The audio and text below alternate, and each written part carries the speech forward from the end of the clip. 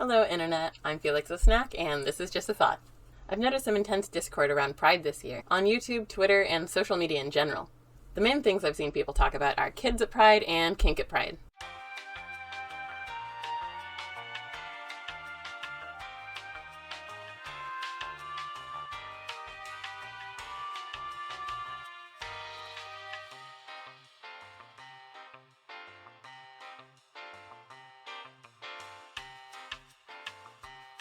Since I've been going to Pride for years in a very, very gay city, and it's a huge part of my life, I'd like to go over some of the hot takes I've seen and my thoughts on what Pride is and what it should be. Because I'm from America, I'm going to be speaking from an American perspective and from my research and experience. I have some experience with Pride. I've been going every year since I turned 18, except for when the pandemic happened and it was closed, and I've even participated in a parade.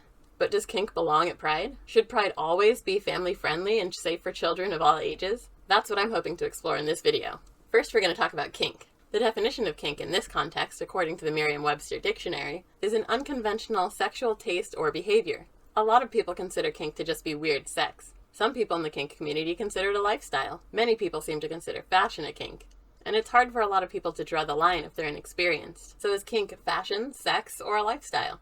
One thing that even a lot of people who are inexperienced in kink know is that the first rule of kink is consent, as should be anything in life. It's very important to get consent from anyone in any activity, whether it be a water balloon fight or a kink stand. The type of kink that a lot of people think about when you mention the word, or at least they're more than held. These are like weather, possibly masks, collars, even some different such as slips, should be used to engage in pain, or other things that people are considered unusual outside of a bedroom or a dungeon or otherwise specified space. You must be 18 or older to enter a kink dungeon. You might also be required to bring a accountability buddy. There are also dungeon masters or other people who help people keep up with the rules. This has nothing to do with children or sex in their lifestyle. As far as lifestyle goes, some people consider it kinky, even though it has nothing to do with sex, and the person involved could be asexual or otherwise never engage in sex or any sexual act. A thing that a lot of people are talking about right now is puppy play. Dressing up as an animal, typically a dog, but sometimes a cat. And sometimes as little as wearing just cat ears and a tail. And sometimes as much as wearing a full dog hood, harness, and walking around on all fours.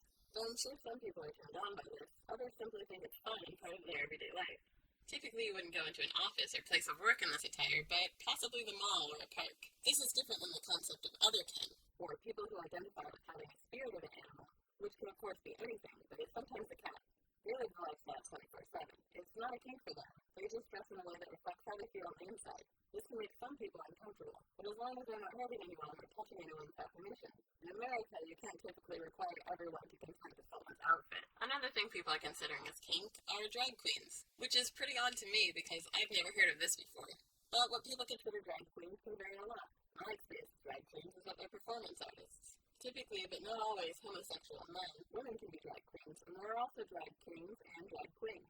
Performances can involve things like dancing, lip-syncing, or other types of performative entertainment, or self-expression. It's almost always a form of gender expression, and not what they would typically wear in day-to-day life. More of a hyper-exaggerated and fun version. So I don't understand how this is considered a kink, though some people could be sexually attracted to people in drag. Another thing people have been mentioning is cross-dressers. Sometimes confused with drag queens, these are people who identify as one gender, but choose to dress in clothes typically associated with the opposite gender, for fun, sometimes for sex, and sometimes just as part of their everyday life. My earliest experience with cross-dressers came from Japanese animation and comic books. There would be these cute characters who identified as one gender, but for fun and to express themselves, they would dress in clothes typically associated with the opposite sex. There's nothing sexual about it in the cases that I saw. It was just people being themselves and expressing themselves in really fun ways. Some popular examples are this cute cat named Felix, and this character from Jellyfish Princess. Another thing that used to be considered a kink, and still is in some very special parts of America, are trans people. Trans people are very different from drag queens and cross-dressers. Drag queens are performing and not doing what they would typically do in day-to-day life. And cross-dressing is just wearing different types of clothing. Trans people actually identify as the opposite sex and are just going about their daily lives. They go to work, they go buy groceries, all as their normal selves. They get the same enjoyment out of wearing sweatpants or a miniskirt as any cis person would. It's super weird that this is considered a kink by some people, since it has nothing to do with sex or sexual activity. And some people are suggesting that trans people shouldn't be allowed anywhere. Bathrooms, schools, and this is just oppression. This is one of my favorite tweets on the topic. Young queers who say, "I don't consent to be part of your kink," don't realize that that was the actual legal justification for arresting trans women and cross-dressers until the 1980s. Unless someone is performing a public sex act, you don't get to consent to how I dress. Ever. So I think we've covered why some people mistake kink for an outfit. If an outfit made something inherently kinky or sexual, I'm sure a lot more people wouldn't allow their kids to watch SpongeBob. A lot of people are saying that people should gear their lives towards thinking about the children more. And I think that there are a lot of ways we could think about children more. Like wars in other countries, poverty in America, children in cages in America, gross YouTube channels, toddlers and tiaras, and other things I personally don't think kids should have to be exposed to. Some people are saying that kids shouldn't have even been exposed to the Super Bowl. One guy said that what was happening there was straight up pornography, but the parents of the kids who were participating didn't seem to have a problem with it. So I guess if parents don't want their kids exposed to football halftime shows, they should just watch something else. The cool part is, you literally have the control. You can change the channel anytime you want. Now that I've covered some of my thoughts on kink and children, what and why is pride? Gay people have existed since the dawn of time, and you can see examples of gay animals in nature just by Googling it. Despite that, colonialism has been trying to make queerness illegal in America since 1610. Of course, you can still be legally killed for being queer in other countries, but I'm going to focus on America since that's all I have experience with. The fight has been going on since the beginning of America, and many riots have taken place since then. But the popular riot that most people bring up is Stonewall. At the time, it was illegal to be gay in public, so people had to hide. So a lot of gay people would meet up in bars, and they would hang out with drag queens, trans women, and other queer people. It was illegal to serve gay people alcohol until 1966. Engaging in gay behavior, such as kissing, holding hands, or looking gay, was still very illegal. Some bars run by the mafia would operate without a liquor license and make deals with corrupt cops.